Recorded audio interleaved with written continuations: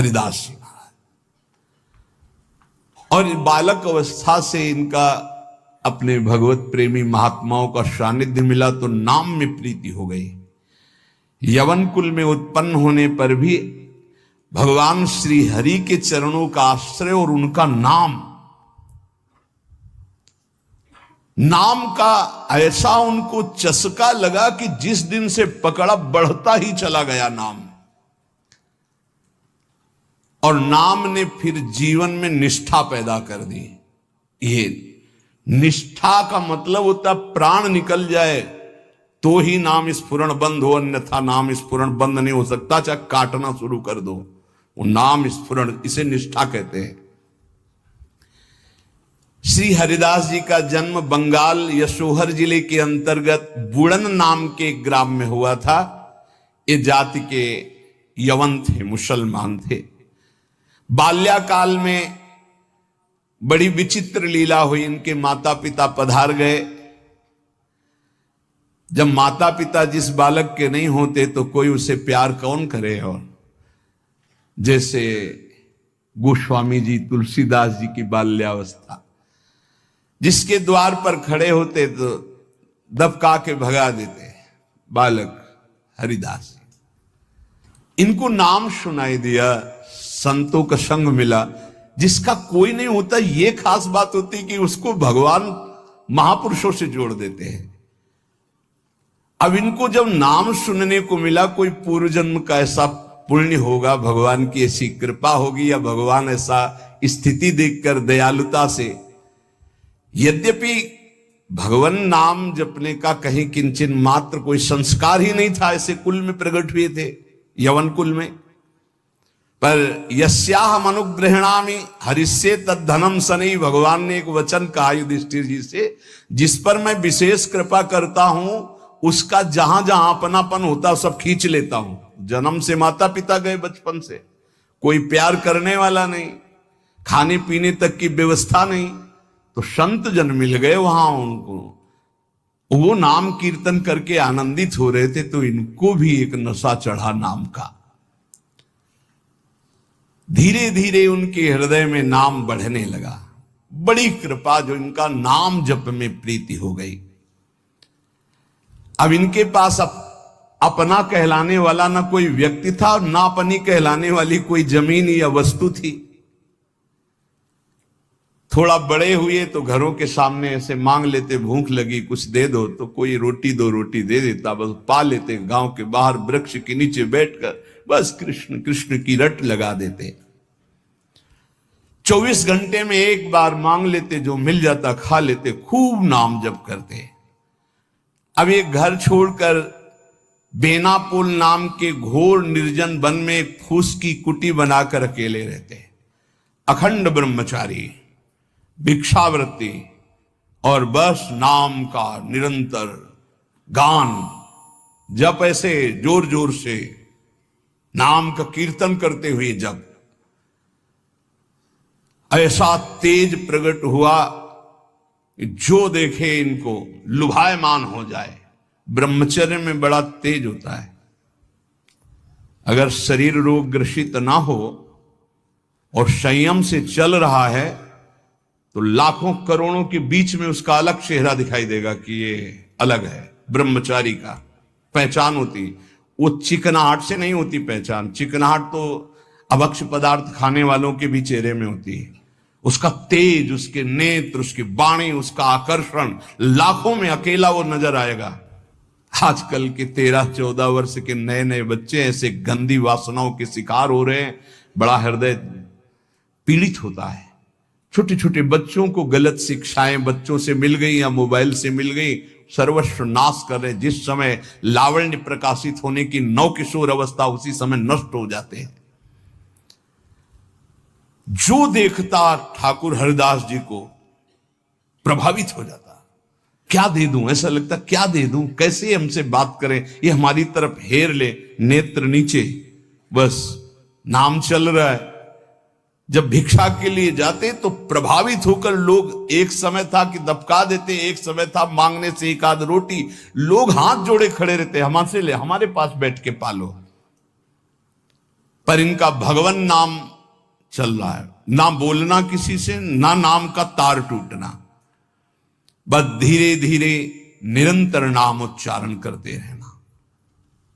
भगवान नाम का इतना प्रभाव पड़ा कि जहां वो बैठ जाते वो स्थान पवित्र हो जाता, वहां लोगों को शांति मिलने लगती। ये प्रभाव होता है। इनका यश फैलने लगा दूर दूर तक। अब लोग इनके दर्शन करने के लिए आने लगे। तो जब लाखों की श्रद्धा होती तो 10-5 ऐसे दुष्ट स्वभाव के होते हैं कि उनको ईर्ष्या होती, जलन होती है, अपने आप होती। महापुरुषों से उनको जलन होती है। वो भगवान की लीला होती है। क्या लीला होती है? डंडे में ही झंडा फहराया जाता है। तो ये जो दुष्ट लोग ईर्ष्या करके भक्त को सताते हैं, ये डंडे का काम करते हैं, उनका यश फहराते हैं। जो दुष्ट और ईर्ष्यालु लोग हैं उनको असह्य हो गया यश। लाखों लोग जब हरिदास जी के दर्शन के लिए हो, तो उसमें से ऐसे भी लोग थे जिनके भारी ईर्ष्या पैदा हुई, कैसे इनको नष्ट किया जाए। ये ऐसे होते हैं ईर्ष्याल। पूज्य उड़िया बाबा का जब वृंदावन में यश प्रकट हुआ तो कुछ लोगों ने चंदा इकट्ठा करके बाबा की बीच सत्संग में नाक काटने के लिए आदमी तय किया। वो आदमी चाकू छुपा के गया प्रणाम करने की मुद्रा, और ऐसे जीव तो वहां उनके पार्षद जो मोरछली डरा रहे थे बहुत सावधान, तत्काल पकड़ते पकड़ते चावल भर नाक में चाकू चली गई। बाबा उनको तत्काल एकांत लाए गुफा में ले गए और कहा, भैया हमने कभी कोई कट वचन आपको कहा क्या? तो रो पड़ा। बोले, बाबा पैसे में, गरीब आदमी हूं मैं, पैसे में बिक गया। मुझे अमुक अमुक ने इतने रुपए दिए हैं और कहा इसके बाद इतने रुपए और देंगे। मैं हाथरस का हूं, मैं गरीब आदमी हूं, केवल पैसे के लिए काम। मैं आपको नहीं जानता था, पर हमसे कहा गया कि जाइए और ऐसा कर। बाबा मुझसे बहुत गलती। बाबा ने कहा कोई बात नहीं है, कुछ पैसे अपनी तरफ से दिलाए और कहा हाथरस की गाड़ी में बैठा के आओ। अपने जनों से कहा कसम हमारी है अगर इसको एक शब्द भी कहो, तो सम्मान पूर्वक उसे हाथरस सुरक्षित भिजवा दिया। अकारण द्वेष मानने वाले पैदा हो जाते हैं जब किसी का यश होता है। कैसे इनका यश नष्ट हो? ये ईर्ष्यालु एक रामचंद्र खान नाम के बड़े जमींदार थे। यार हमारे पास तो जमीन रुपया पैसा, कोई नमस्कार नहीं करता है। 2 रोटी मांग के खाने वाला, नाम जपती, इसको जिसको देखो प्रणाम करता चल। ये लगता है कौन भाई? बोले बाबा जी। बाबा जी मतलब बाबा जी तो एक लगता है क्या यार, मतलब बाबा जी क्या है? उसको लगा मैं जमींदार हूं, रुपया है, पैसा है, हमें तो कोई नमस्कार नहीं करता है, इसको जो देखो नमस्कार कर रहा है। कैसे इसका यश नष्ट करूं? तो पहला बाण होता है कामिनी। जब कभी किसी को नीचा दिखाना होता है, ऐसा होता है। जब कभी किसी का यश होता है तो विविध प्रकार की माया के पार्षद अपना प्रयास करते हैं। तो उसने विचार किया कि इसका कैसे नाश किया जा सकता है, कैसे नीचा दिखाऊं, इसके बड़े हुए यश को कैसे मिट्टी में मिलाऊं। जमींदार तो था ही, पैसे थे ही। उसने विचार किया कि इनके पतन करने के लिए, इनका पतन भी करूं, उपहास भी करूं, दोनों बातें हो जाएंगी। उसने नवीन अवस्था की वैश्या 2 जो उसके परिचय में थी, उनमें से एक को देखा जो बहुत प्रवीण, बहुत सुंदर, बहुत चालबाज, चतुर। उसे कहा जितना रुपया चाहोगे उतना देंगे, बस इनकी कुटिया में जाओ, इनको पतित कर दो, फिर हम अल्लाह मचा देंगे और तुम हां बोल देना। वो पैसे में बिकने वाली उसको तो क्या, जिसके बड़े रक्षक भगवान है उसको कौन पतित कर सकता है, नीचा दिखा सकता है। एक बार गदाधर भट्ट जी का बहुत बड़ा यश फैला हुआ था। जब वो सत्संग करते तो हजारों लाखों लोग सत्संग का आनंद लेते। तो उसमें एक कल्याण सिंह नाम के जमींदार धनी मानी आते थे। अब सत्संग में संयम की चर्चा होती, तो जब से सत्संग सुना उन्होंने अपनी पत्नी से बात नहीं किया। गृहस्थ धर्म का जो संयोग है उन्होंने बात ही नहीं की। पत्नी ने देखा कि हमारे वर्षों होते जा रहे हैं और हमारे पति हमारे हाथ से गए। यद्यपि उनके सौम्य बर्ताव, बड़ा साधुता का बर्ताव, पर वो काम से पीड़ित होकर के हमारे जीवन में आग लगाने वाला एक गदाधर भट्ट जी हैं। अगर ये कथा ना करते तो हमारे पति का स्वभाव ना बदलता और हमारा जीवन गृहस्थ धर्म नष्ट ना होता। तो देख लेंगे हम इनको। और वो जमींदार धन था।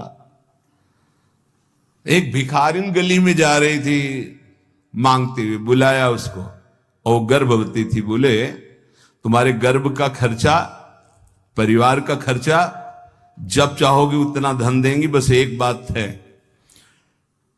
उसने विचार किया कि अगर गदाधर भट्ट पर अश्रद्धा हो जाएगी तो मेरे पति पुनः वापस हमें मिल जाएंगे, क्योंकि उन्हीं की बात पर वो आकर के ब्रह्मचर्य रह रहे हैं, संयम से रह रहे हैं।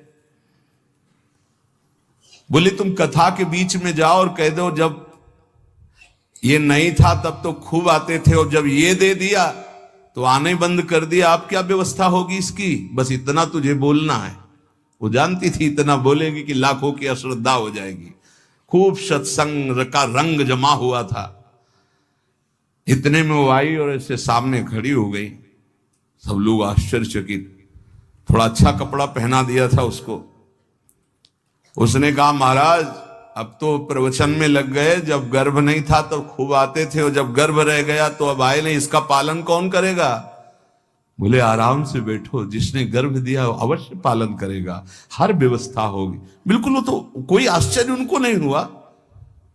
वो समझ गए कि भगवान का कोई खेल है। उनका आराम से बैठो, पक्का जिसने गर्भ दिया उसका पालन करेगा।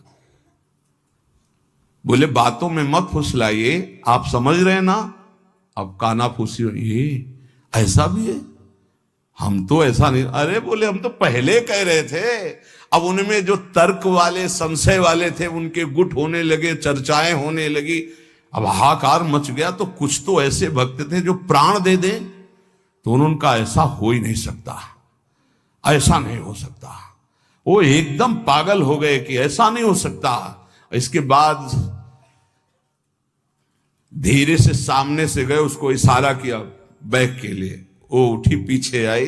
सत्य बोल, अगर सत्य नहीं बोली तो उसने कहा कि हमें क्षमा किया जाए। जब भय चारों तरफ से 50 आदमी श्रद्धालु कि मैं मर सकता हूं लेकिन मार नहीं सकता, ऐसा समझ गई कि मार डाली जाऊंगी। तो उसने कहा एक कोई कल्याण सिंह गए इनमें कथा सुनने वालों में, तो राजपूत थे तो तलवार और सब। हाँ मेरा नाम। बोले तो आपकी पत्नी ने इतनी हमको स्वर्ण मुद्राएं दी है और इतनी बाद में देने, केवल ये बोलने को कहा था, सो मैं बोल चल सभा में बोल। सभा में बुलवाया और भागे अपनी पत्नी के। गदाधर भट्ट जी ने कहा यही कथा सुना। अरे वो तो विकार से पीड़ित हो रही, तुम तो सत्संगी हो, धैर्य धारण को कुछ नहीं। क्या ये भगवान की अनुकूल प्रतिकूल माया की लीलाएं होती रहती। शांत, पुनः सत्संग शुरू। और कहा मैं वचन दो हमारे सामने कि तुम अपनी पत्नी को एक शब्द भी नहीं कहोगे। और देखो गृहस्थ में संयम का ब्रह्मचर्य रहा जाता है, उसमें अखंड ब्रह्मचर्य नहीं रहा जाता। पानी ग्रहण किया है तो संयम पूर्वक, जितना आप प्यार पूर्वक संयम से ब्रह्मचर्य रहो, फिर गृहस्थ धर्म का समझाया उनको। तो ये बड़े बड़े महापुरुषों के जीवन में होता है। रामचंद्र खां ने एक वैश्या से कहा तुम जितना रुपया मांगोगे देंगे, इनको भ्रष्ट कर दो, फिर हल्ला मचा देंगे, फिर इनका सब यश धूल दूषित हो जाएगा। पर उनको ये नहीं पता था कि ये भगवान के दास हैं, इनकी सुरक्षा स्वयं भगवान करते हैं। करो सदा तिनके रखवारी, जिम बालक राखे महतारी। जैसे मां दिखाई नहीं दे रही, बालक खेल रहा है, लेकिन पक्का मानिए मां की दृष्टि वहीं है, अपने बच्चे पे है। कहीं कोई ऐसी बात ना हो जाए जो हमारे बच्चे को दुख हो जाए। वो कार्य करती हुई एक दृष्टि में देखती रहती है। मेरे प्रभु अपने जन को हर समय देखते रहते हैं, हर समय से। जहां मेरा भक्त चरण रखे वहां रखूं मैं हाथ। बस लीला समझ पाना बहुत कठिन है भगवान की। संपूर्ण संसार एक तरफ विरोध करने लगे तो भी भक्त का बाल बांका नहीं हो सकता। जो होगा विधान भगवान की तरफ से होगा। पर नीच पुरुष अपनी नीचता से बाज नहीं आता। उसने 16 वर्षीय वैश्या को, जो बड़ी रूपवती थी, बड़ी प्रवीण थी, चालबाज थी, चतुर थी, उसको खूब श्रृंगारित करके भेजा, जाओ और उनको भ्रष्ट कर दो। जंगल में रहते थे। उसको भी गर्व था कि कोई ऐसा पुरुष पैदा नहीं हुआ जिसको मैं चाहूं और भ्रष्ट न कर सकूं। पर उसको क्या पता था कि परम पुरुष का दास ऐसा होता है। हरिनाम में डूबे हुए श्री ठाकुर हरिदास जी उसकी कुटिया में गए। ठाकुर हरिदास जी ने कृष्ण कृष्ण कृष्ण, शांत बैठे हो अपने कृष्ण कृष्ण, बार बार बोलना चाहती कुछ बात कर, हरे कृष्ण हरे कृष्ण। सुबह से गई पूरी शाम हो गई, कृष्ण कृष्ण कृष्ण। जहां वो कुछ बात करने को होती, मां हमारा नाम पूरा हो जाए, फिर वहां 1000-2000 नाम थोड़ी, लाखों की संख्या में 3 लाख नाम तो जोर जोर से जपते थे। वो बार बार बैठी उनकी मुख कांति को देखती रहती, बैठी रही। शाम हुई, सोचा रात्रि में बात तो हो ही जाएगी। वैसे तो 3 लाख नाम जप करके फिर लघु शंका आदि कभी उठते, आज उठे ही नहीं, पूरी रात्रि भी नाम चल रहा है। वैश्या फिर गई, श्रृंगार वंगार करके फिर दोबारा आई, फिर नाम कीर्तन। जब बीच में बोलने की बात करती तो हरे कृष्ण कृष्ण। कितनी कृपा वैश्या के ऊपर। ऐसे महापुरुष को बराबर देख रही, उनका नाम सुन रही।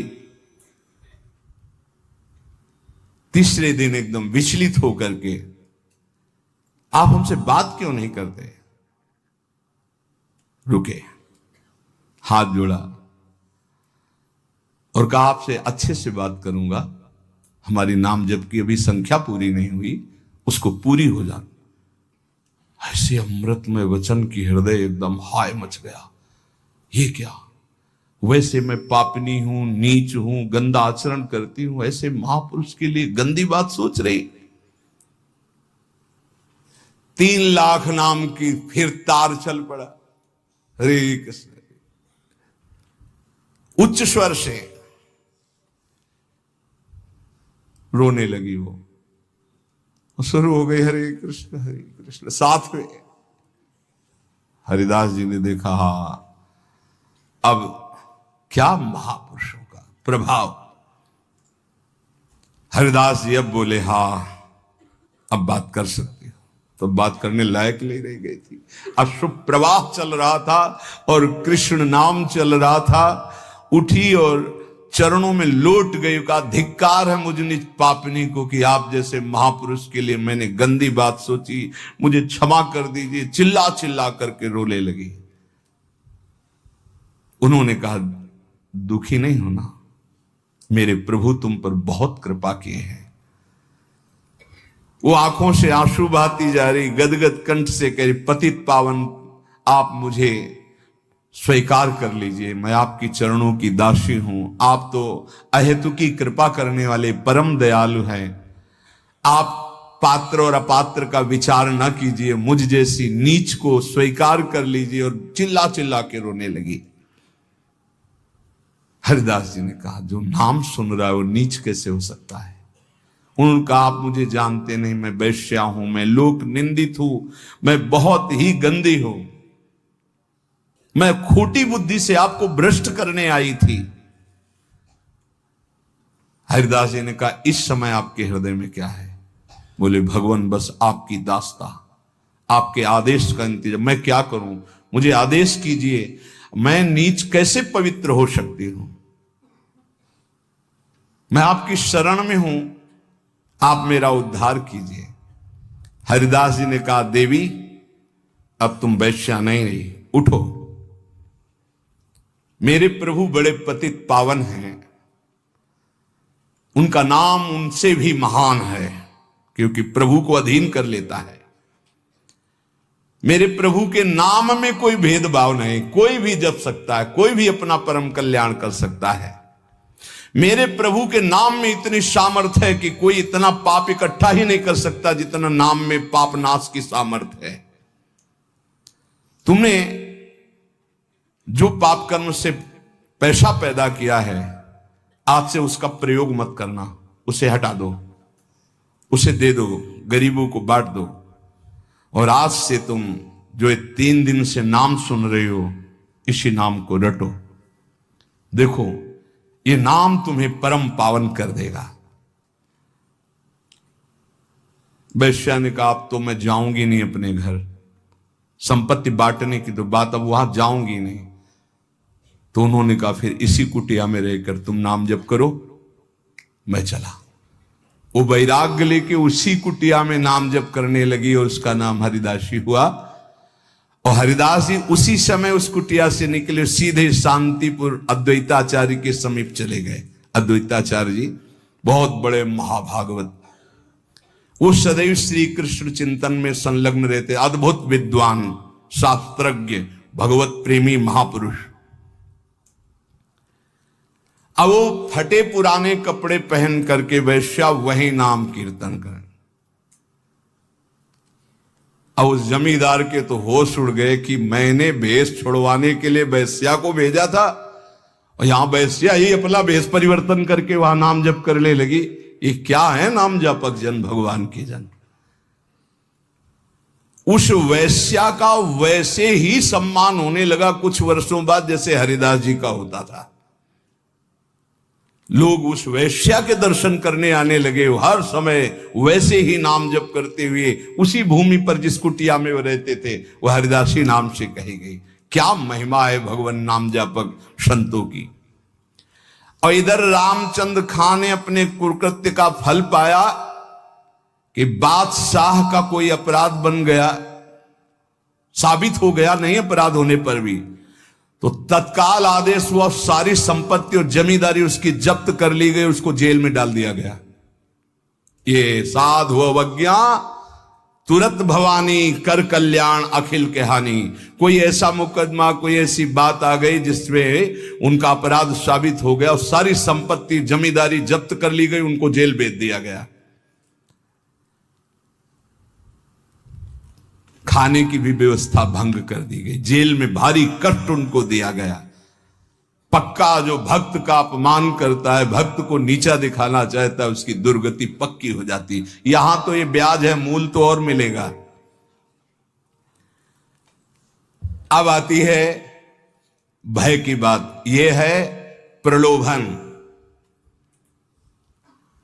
जब कोई भगवत मार्ग में चलता है तो इतना तो तैयारी रखो ही, जैसे आर्मी में कोई जाता है ना, तो इतना दौड़, इतनी ऊंच, इतनी को कूद होना चाहिए, ऐसा ऐसा, ये चढ़ना, ये उतरना। ऐसे हमने देखा जब हम गंगा किनारे भ्रमण कर रहे थे, तो फतेहगढ़ फर्रुखाबाद ये ट्रेनिंग क्षेत्र है उधर, तो गंगा के किनारे ही रेती में देखा, जैसे दौड़ में रेती में दौड़ लगा रहे हैं, और वो थोड़ा भी उनमें कमी होती तो पेट पकड़ के ऐसे कैसे कैसे उनको बिल्कुल मजबूत तैयार करते हैं। तो अपने लोग तो हरि पार्षद हैं, ये तो राष्ट्रीय सुरक्षा त्रिभुवनपति के पार्षद होते हैं, जो संत जन भगवान नाम जापक होते हैं। अब इनकी कसाई कितनी जोर की होती है, पर उनके हृदय में भय नहीं होता, बस ये बात समझ लीजिए। ये सुन करके भयभीत मत होना कि तुम्हारे ऐसे साथ नहीं। कक्षा 1 के विद्यार्थी को पीएचडी का प्रश्न नहीं दिया जाता, ये सब डिग्री प्राप्त हैं। अपने लोग अभी 1 के भी नीचे चलने लगे क्लास, नहीं चलते। हमारे समय में तो नहीं चलते थे, 1 2 3 सीधे भर्ती 1 में होती थी। अब तो सुना है कक्षा 1 तक पहुंचने के लिए 2-3 साल लगते हैं। नहीं, क्या बोला जाता है उसको, AG KG जो भी ले तो अपने समझो AG KG वाले हैं अपने। अभी नंबर 1 पे ले आए हैं, अभी परीक्षा उनकी होती है जो बहुत ये डिग्री है, ये डिग्री वाले महापुरुष हैं, आजीवन भगवान को समर्पित करके अनन्य। कांप जाए कोई इनके साथ जैसा हुआ।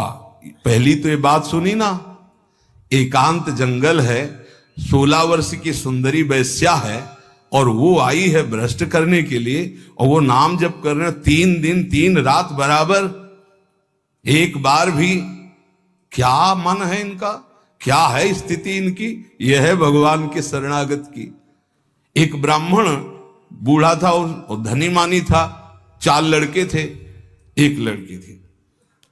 अपने लड़कों से कहा कि हम तीर्थ यात्रा जाते हैं, 3 में 4 में से एक चलो, सहयोग करो। तो उन्होंने कहा तुम्हें तीर्थ जाना, जाओ, हमारे पास समय नहीं। और विचार कर रहे थे कि बूढ़ा आदमी तीर्थ कैसे जाऊं। तो पड़ोस का एक गरीब ब्राह्मण का जवान बालक था, वो आया, उसने कहा काहे को सोच रहे हो, क्या बात सोच रहे हो? बोले हम तीर्थ यात्रा करना चाहते हैं। बोले तीर्थ यात्रा तो बहुत बढ़िया बात है भाई, जिसके पास धन है वही कर सकता है, हम कहां से कर सकते हैं। बोले चलो अगर हमारा साथ दे दो तो खान पान का सब खर्चा हम देखेंगे और तीर्थ यात्रा दोनों कर आते। बोले बहुत बढ़िया बात है। वो सोचा कि इनके सारे हमारा भी तीर्थ यात्रा हो जाएगा। वो जवान गरीब ब्राह्मण बोला। अब वो पूरे तीर्थों में घुमाते हुए जब वृंदावन आए तो बीमार हो गया, तो बहुत सेवा की, बड़ा हृदय प्रसन्न हुआ उस धनी ब्राह्मण का, बूढ़े का। और गोपाल जी के मंदिर में कहा भगवान को साक्षी करके कहते हैं कि एक बेटी है, मैं तुम्हें अपनी बेटी का पाणी ग्रहण संस्कार तुम्हारे साथ करूंगा। बोले ताऊ देखो झूठ मत बोलना, वैसे तो हमारी कोई इच्छा नहीं थी, अब तुम कह दिए तो हमारी भी मन में ब्याह की इच्छा आ गई। भगवान के सामने कह रहे हो, घर में जाके बदल मत जाना, क्योंकि मैं गरीब आदमी हूं, तुम बड़े आदमी हो। अरे उन्होंने कहा हम जब भगवान के सामने कह रहे तुम्हें क्या चिंता है। सब तीर्थ करके वापस गए। 4 महीना 5 महीना हो गए, ताऊ जी कोई चर्चा नहीं की। तो वो घर गए, कहा प्रणाम।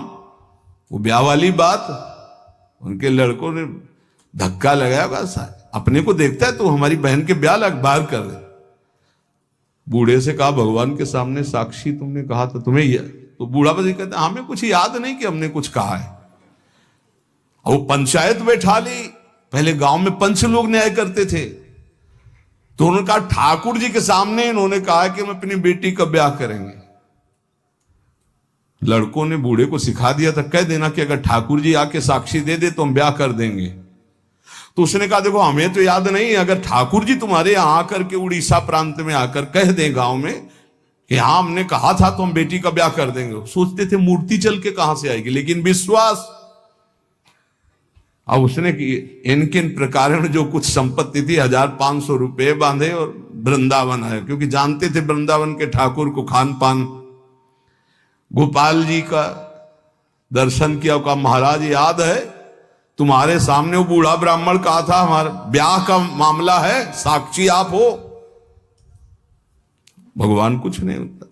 अब समय से यहां तो शयन होता है, ठाकुर जी का शयन हो गया, सब चले गए। मंदिर के बाहर बैठ के आवाज लगा रहे, सुनो आप ही की साक्षी से हमारा ब्याह होगा। अब सब चले गए थे, रात्रि का समय। ठाकुर जी ने अंदर से कहा मूर्ति कहीं जाके गवाही देगी? अरे बोले मूर्ति जब बोल सकती तो चल क्यों नहीं सकती है? ठाकुर जी उठ के आए और कहा देखो यार चल तो सकते, पर हमें खान पान की भी। बोले हमें पता था, आपका स्वभाव पता था कि माखन मिश्री ये सब आपको पसंद है, हमारे पास कुछ रुपया है, हम सब खरीद लेंगे और लेकर चलेंगे। तो बोले जल्दी व्यवस्था करो, रातों रात यहां से निकल चलते। ठाकुर जी देखो तैयार हो गए। बोले चलोगे तुम? हमारे साथ चलना है आपको, तो आगे आगे चलोगे कि पीछे चलोगे? ठाकुर जी ने कहा आगे तो तुम्हें चलना पड़ेगा, पीछे हम चलेंगे। बोले ना आए तो कैसे पता चलेगा आप आ रहे? बोले हमारे नूपुरों की ध्वनि सुनाई देगी, पर एक बात है अगर पीछे मुड़ के देख लिया जहां से वहां से हम नहीं जाएंगे। बोले जब नूपुरों की ध्वनि पैर की आहट सुनाई देगी तो हम क्यों देखेंगे पीछे? खवाने पियाने के लिए तो पीछे देख सकते हैं रुक के। बोले हाँ ठीक, बात तय हुई। गोपाल जी चले। कई दिन खवा पिया के ठाकुर जी को भोग लगा के जब गांव के नजदीक रह गया तो उसने देखा कि आ रहे कि नहीं, पीछे देखा ललित त्रिभंगी ठाकुर। ठाकुर जी ने कहा देखो अब तो नहीं जाए, जरूरत भी नहीं, हम सबको बुला के लाते हैं। गांव में हल्ला मचा, वृंदावन से गोपाल जी आए साक्षी देने के, भीड़ लग गई। ब्राह्मण ने कहा अपने लड़कों से कि आप नहीं, अब तो साक्षी देने की जरूरत ही नहीं, भगवान पधार गए और ब्याह। बोले विश्वास का फल देखो, मूर्ति चल करके यहां से उड़ीसा प्रांत जाकर साक्षी देने लगी।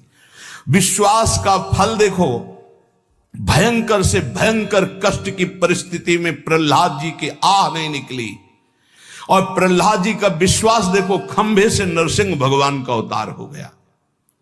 ये विश्वास बहुत बड़ी उपलब्धि है साधना की। महात्मा हरिदास जी विश्वास के तो मूर्तिमान स्वरूप हैं।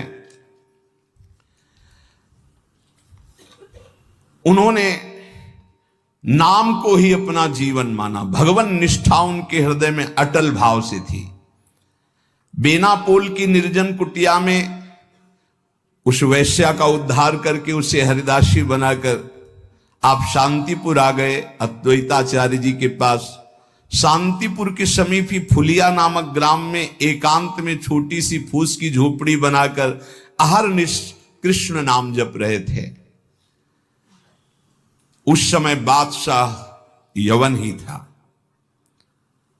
और वहां के बड़े बड़े काजी अधिकारी यवन ही थे।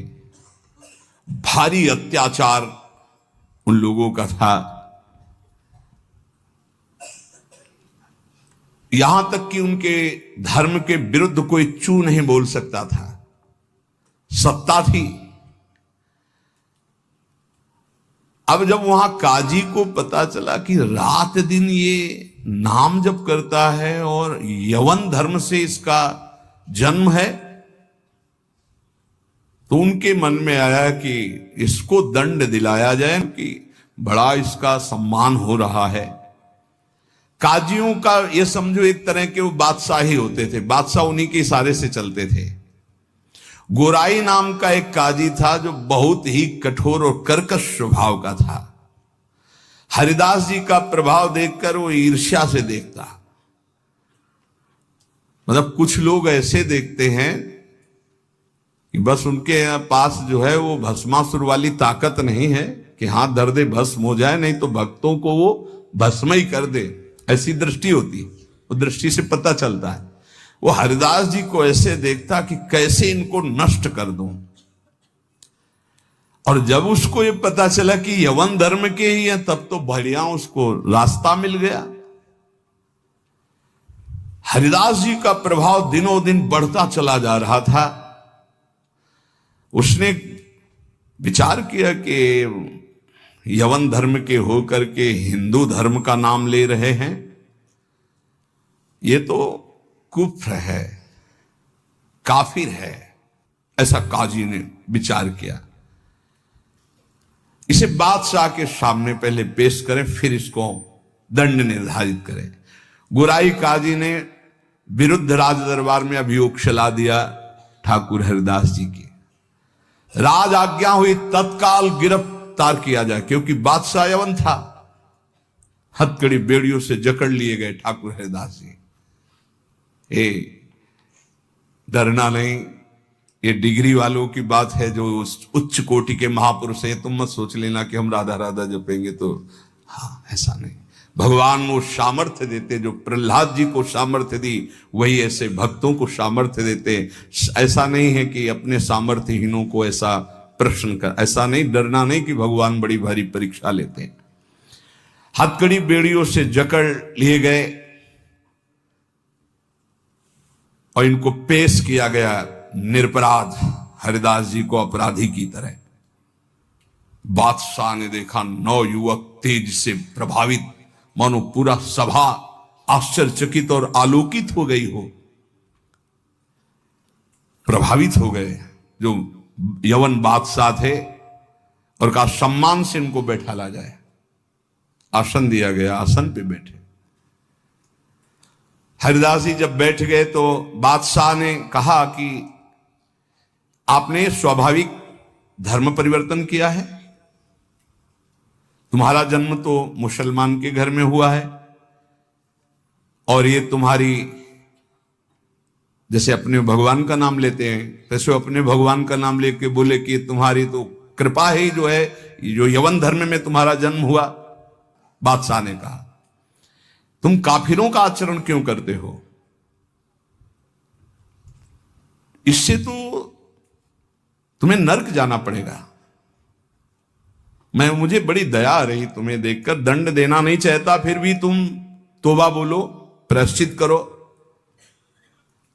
और कलमा पढ़ो, छोड़ो इसे, तो तुम्हारे दंड में हम कुछ कमी कर सकते हैं, नहीं तो भयानक दंड तुम्हें मिलेगा क्योंकि तुम काफिर हो। सुख की प्राप्ति धर्म से चलने से होती, तुम धर्म का त्याग कर चुके हो। हरिदास जी ने कहा श्रीमान महाशय, आपने जो कुछ कहा आप अपने ज्ञान के अनुसार, विश्वास के अनुसार, धर्म के अनुसार ठीक बोल रहे हैं। आपका विश्वास आपको फल देता है, ठीक कह रहे हैं। क्या कोई हिंदू आपके धर्म को स्वीकार करेगा? अगर स्वीकार करेगा तो उसे नरक मिलेगा? बोले नहीं, वो स्वीकार कर सकता है और उसकी भगवान की कृपा होगी। वो अपने भगवान का नाम लेते हुए बोले हां, तो क्या कोई इस्लाम छोड़कर अगर हिंदू धर्म को स्वीकार करता है, क्या उसके ऊपर भगवान की कृपा नहीं होगी? क्या वो भगवान का भजन नहीं करता? फंसा लिया। काजी बीच में बोल पड़ा, देखो साहब इसकी बातों में मत आना, अगर आप इसको छूट दी तो आगे आप समझ लीजिए कि आपके धर्म में चलने वाले कितने लोग ऐसा करने लगेंगे। हरिदास जी ने कहा हमारी निष्ठा भगवान नाम में है। आप चाहे अभी इसी क्षण मेरे प्राण ले लो, मेरा नाम रुकने वाला नहीं। मैं कभी तौबा नहीं बोल सकता क्योंकि मैं कोई अधर्म नहीं कर रहा हूं, किसी को कष्ट नहीं दे रहा हूं। ये निष्ठा देखकर पसीना पसीना हो गया मुलुकपति। तेज गर्व भरी भगवान निष्ठा की बात, इस पे नहीं दैन्यता होती। नहीं, प्राण ले लो अभी अपने हम धर्म पर। मुलुकपति ने कहा तुम्हारी बातें हिंदुओं के लिए ठीक हो सकती, लेकिन हम यवनों के लिए नहीं। तुम हमारे धर्म में पैदा हो इसलिए हमारी बात पर विश्वास करो। हरिदास जी ने कहा महाशय आपका कहना ठीक है, किंतु विश्वास किसी बल से नहीं तोड़ा जा सकता। बादशाह से ऐसे बात वही कर सकता है जिसे भगवान का बल प्राप्त हो। देखो मैं पूर्व जन्म का कोई ना कोई संस्कार लेकर के आया हूं जिससे भगवान नाम में मेरी प्रीति हुई है, और मैं भगवान नाम छोड़ नहीं सकता। मेरा दृढ़ विश्वास है चाहे अभी प्राण ले लिए जाएं। और अगर आप ऐसे ही दंड देने वाले हैं तो कितने लाखों हिंदुओं को मुस्लिम बना लिया, क्या उनको दंड दे रहे हैं आप?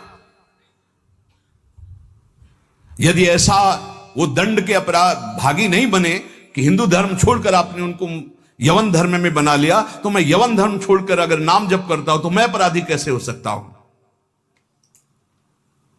बादशाह चुप हो गया।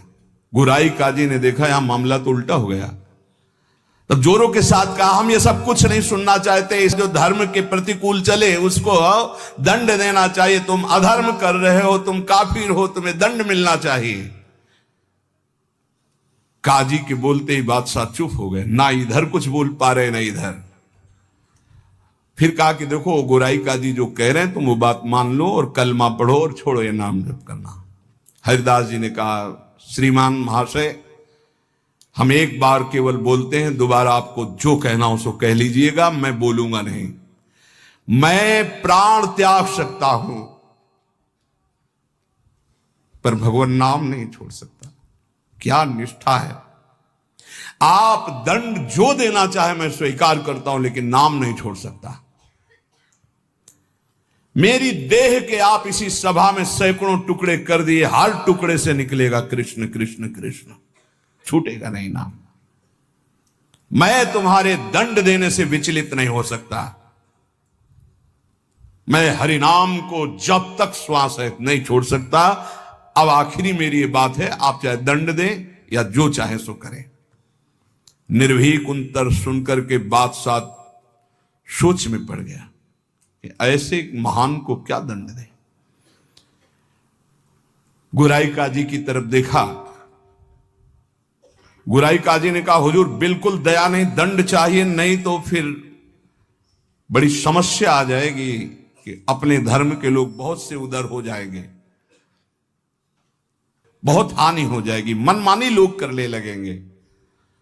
मुलकपति ने कहा, सही पूछो तो मेरे में हिम्मत नहीं है, तुम बोलो दस्तखत हम कर देंगे। क्या दंड दिया जाए तुम बोलो, दस्तखत कर देंगे, लेकिन हिम्मत नहीं कि मैं दंड निर्धारित कर सकूं। गुराई काजी ने कहा, हुजूर मेरी जो अंदर बात आ रही, इसको ऐसा दंड देना चाहिए कि पूरे विश्व में कोई भी इनके विपरीत आवाज ना उठा पावे। क्या क्या दंड निर्धारित किया जाए? प्राण दंड, वो भी ऐसे सीधे प्राण दंड नहीं, 22 बाजारों में कोणों से मार मार कर बेत और कोणों से इसकी जान ले ली जाए, जिससे सब कोई देखे कि धर्म के विरुद्ध चलने वाले को कैसा दंड दिया जाता है, सभी लोग ऐसा देखें और किसी की हिम्मत ना पड़े। मुलकपति ने दस्तखत कर दिया, ऐसा ही। अब तो क्या था, जल्लादों ने तत्काल हाथ बांध दिए महान भगवान नाम जापक के, और वही दरबार से शुरू किया गया। वो कोड़े जो ऐसे लगते कि खाल को खींचते चले जा रहे, घाव पे घाव, हर बाजार में भीड़ में सब जगह ऐसे। ठाकुर हरिदास जी बोलते हरि बोल, जहां कोड़े लगते हरि बोल, हरि बोल, बलिहार है। क्या हृदय भगवान ने बनाया इन महापुरुषों का कि इतना भयानक पीड़ा और कष्ट के बीच में कभी आह नहीं कहा। पीठ में से रक्त की धाराएं बह रही, रक्त बह रहा है। निर्दयी जल्लाद घावों पर कोड़ों का प्रहार कर रहे, और हरिदास जी के मुख से वही जोर की ध्वनि निकलती, जैसे कोड़ा पड़ता, हरि बोल, हरि बोल। धन्य है ये जगत इन्हीं महापुरुषों के नाम कीर्तन से, इन्हीं के यश कीर्तन से आज पावन है। सत्य कहते हैं, इन्हीं महापुरुषों के प्रताप से आज हम कुछ हरि बोल, कृष्ण बोल, राधा बोल सकते हैं। नहीं, हमारी सामर्थ्य क्या, यही सब ये साक्षात भगवत स्वरूप पार्षद अवतरित हुए जो ऐसी सामर्थ्य का दर्शन कराया। ये है भक्ति, ये है निष्ठा, नाम निष्ठा। चेहरे पर तेज और मुस्कुराहट है, जवान पर हरिनाम है, शरीर पर कोड़ों की वर्षा है। जरा विचार कीजिए क्या स्थिति है, क्या स्थिति है। मतलब देखने वाले चीख पड़ते, रो पड़ते, दुख से आंखें बंद कर लेते। अरे ऐसे निर्मम जल्लाद ऐसे महापुरुष को कष्ट दे रहे हैं जो निरपराध, कोई अपराध नहीं किया, लेकिन किसी की हिम्मत क्या कि कोई बोल सके, कोई रोक सके बादशाह के हुक्म के आगे। हरिदास जी की वही मुस्कुराहट, वही आनंद भरा शब्द, हरि बोल, हरि बोल। जल्लाद पीटते चले जाते हैं। 22 बाजारों में घुमा घुमा करके, कोड़ों से मार मार करके, लथपथ मांस के टुकड़े गिर रहे हैं। ऐसे कोड़े मारते कि चिथड़ा हो जाता शरीर। जल्लाद आश्चर्य में हो गए कि किस माटी का बना हुआ ये भगत है कि एक बार भी उफ नहीं निकला, आह नहीं निकला, हरि बोल, हरि बोल। और जहां वो मारते कोड़े और कहते, अब भी कहता है हरि बोल, हरि बोल, तो मुस्कुरा के देखते, बोले तेरा भी कल्याण हो गया। क्योंकि वो भी यवन जल्लाद थे। वो गुस्सा में बोलते, अब भी कहता है हरि बोल, हरि बोल, तो कहते तेरा भी कल्याण हो गया, क्योंकि तू भी 2 बार तो हरि हरि बोला, तेरा भी कल्याण हो गया। ऐसे कोड़े चल रहे थे कि 10-5 कोड़ों में ही मृत्यु हो जाए आदमी की। पीठ पर असंख्यों कोड़े, नाम बराबर उच्चारण हो रहा है, कोई मुखारविंद में वेदना नहीं, कोई दर्द की वेदना नहीं। हरिदास जी बीच बीच में भगवान से प्रार्थना करते जा रहे हैं, प्रभु किसी का दोष नहीं, नाथ किसी को दंड मत देना, न इन जल्लादों को, न काजी को, न बादशाह को। प्रभु मेरी प्रार्थना है किसी को दंड मत देना। प्रभु से बात कर रहे हैं। जो दंड दे रहे हैं उनके लिए वो उसी समय भगवान से प्रार्थना कर रहे हैं कि इनको किसी को कष्ट, क्योंकि पता है प्रभु ये सब भूले हुए लोग हैं, इनके अपराध को आप कभी मानना ही नहीं कि अपराध किया है। कैसे कृपालु भक्त है, जिनके ऊपर प्रहार हो रहा है वो प्रभु से प्रार्थना कर रहे हैं, प्रहार करने वालों को कष्ट मत देना प्रभु, ये बेचारे हैं, ये भूले हुए हैं। महात्मा हरिदास जी आखिरी में हरि बोल कहकर मूर्छित हो गए। उन जल्लादों ने देखा कि नस नाड़ी में कोई धड़कन नहीं, अब ये पधार गए। गोराई काजी ने देखा कि हां ये पधार गए। सहमति हुई कि अगर इसको जमीन में दफनाओगे तो उत्तम गति होगी उनके अनुसार से, इसलिए इसको गंगा में फेंक दो। गोराई काजी ने कहा अगर कब्र में हमारे धर्म के अनुसार तो फिर इसे बहिष्ठ स्वर्ग की प्राप्ति होगी, वो मैं होने नहीं दूंगा, इसलिए इसको गंगा में फेंक दो। फेंक दिए गए। जे ही पतित पावनी भागीरथी का स्पर्श हुआ, मुख में गंगा जल गया तो जैसे अमृत गया हो। और तो गंगा के प्रवाह में गंगा जी गोद में लेके जा रही, डुबो नहीं रही। अब उनको चेतना आई, कृष्ण कृष्ण कृष्ण कृष्ण। गंगा जी धीरे धीरे उनको अपनी लहरों से, गंगा जल के स्पर्श से सारी जो वेदनाएं थी, घाव थे, उनमें बड़ी शीतलता। हरिदास जी को चेतना हुई और बहते हुए जब किनारे लगे तो लोगों ने उनको उठाया और फुलिया के समीप उनको गोद में लेकर के ले गए, जहां उनकी पहले कुटिया थी। चारों ओर ये बात तो फैली गई थी। हरिदास जी के दर्शन के लिए भारी भीड़ इकट्ठा हुई। हरिदास जी बैठ करके कीर्तन कर रहे हैं। क्या मतलब, क्या देह है, क्या स्थिति है। इसलिए जैसे भगवान अनंत, उनके भक्त की महिमा अनंत। गंगा जल के स्पर्श से सारे घाव खत्म हो गए, किसी औषधि की जरूरत नहीं पड़ी। चमत्कार। जब बादशाह ने सुना कि वो जीवित हो, नाम कीर्तन कर रहे हैं, तो विश्वास ही नहीं हुआ गोराई जी को कि ऐसा हो ही नहीं सकता, ऐसा बिल्कुल नहीं हो सकता, क्योंकि कुछ बचा ही नहीं था, इतनी उनकी मार मारी गई थी, तो ऐसा हो ही नहीं सकता। बादशाह, गोराई काजी सब देखने के लिए आए। जब ये सुना कि बादशाह साहब हटाया गया, बादशाह जाग वही तेज, वही नाम, वही स्वस्थ शरीर। तब उन्होंने गोराई काजी की तरफ देखा और कहा भारी अपराध बन गया, ये कोई साधारण नहीं हो सकते, ऐसा दंड पाने के बाद तो कोई जीवित ही नहीं रह सकता।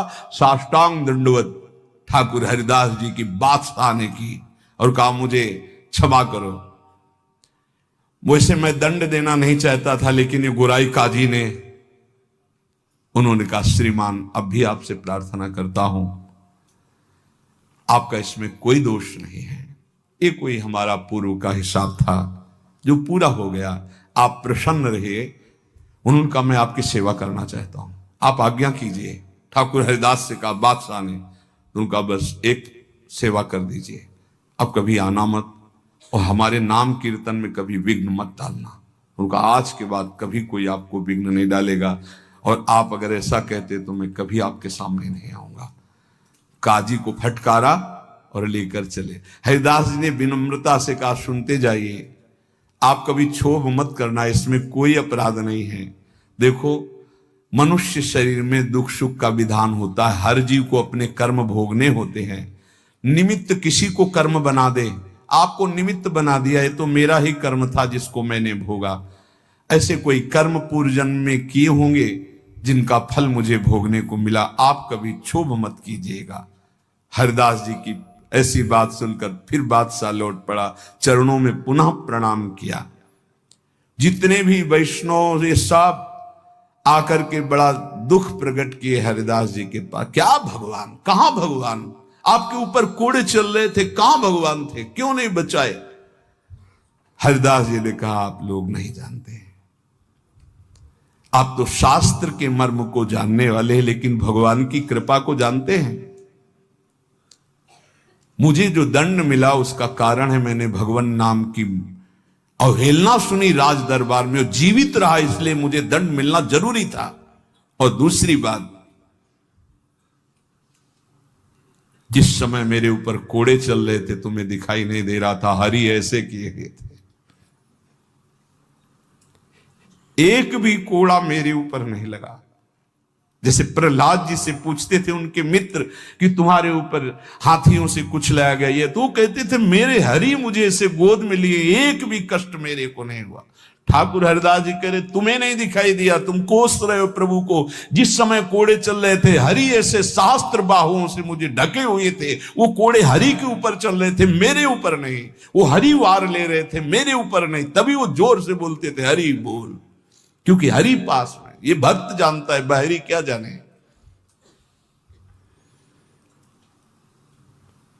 मुझे तो तनिक भी दुख नहीं हुआ, ना क्लेश हुआ।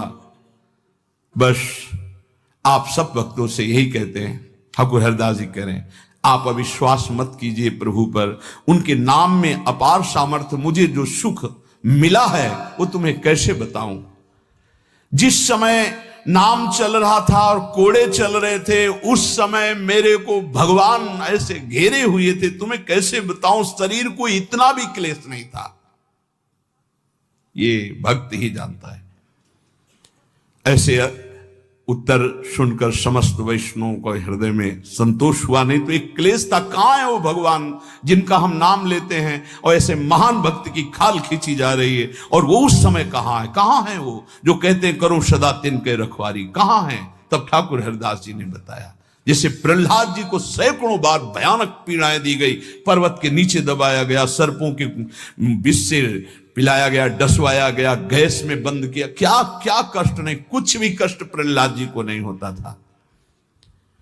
हरिदास जी महाराज का स्वस्थ शरीर वहीं फुलिया ग्राम में रहकर निरंतर भगवान नाम कीर्तन। उपासक, जीवन का सबसे बड़ा फल है नाम में प्रीति हो जाना। किसी भी प्रलोभन से लुभायमान होकर नाम मत छोड़ो, किसी भी भय से भयभीत होकर नाम मत छोड़ो, तो तुम्हें दिखाई देगा जैसे ठाकुर हरिदास को दिखाई दिया कि प्रभु हजार बाहुओं से ऐसे, तो एक भी कोड़ा ठाकुर हरिदास जी को दुख नहीं पहुंचा सका। कर तुम अकर तुम मन था कर तुम श्री भगवान। इसलिए भगवत विधान से प्रारब्धानुसार दुख आवे तो हंसते हंसते उसे भोगो। राधा राधा राधा राधा राधा। कभी अविश्वास मत करो कि भगवान कहां, जो हमारे दुख की निवृत्ति नहीं कर रहे। नाम जप करोगे तो अपने आप ऐसा ज्ञान हो जाएगा, अपने आप ऐसी स्थिति आ जाएगी, हर दुख सहने की स्थिति आ जाएगी।